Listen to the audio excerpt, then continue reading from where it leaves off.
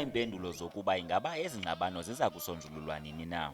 We cannot wait anymore. We've been disciplined because the PLC asked us to be disciplined. We did just that, but we cannot be disciplined anymore. Because of all these shenanigans that we see comrades doing, we find ourselves in coalitions. Ubapela uthi kuzo zonke ingxabano ezenzeke kuzwelonke, zingxabano zasemntla-ntshona kuphela esadinga ukunikwa ingqwalasela ngenxa yeyantlukwano ezinzulu ngaphambili kokuba kukhutshwe ingxelo yephondo.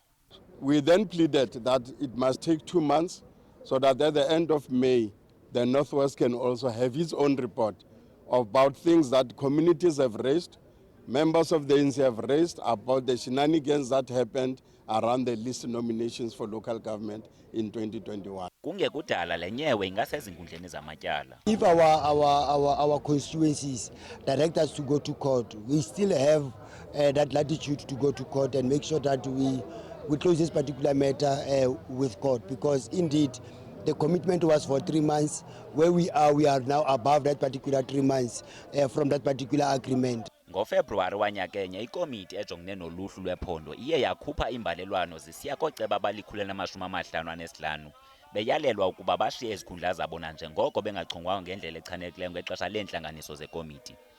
Kodwa isigqeba sephondo sexeshana sixelele abaceba ukuba bangazithatheli ingqalelo ezo mbalelwano.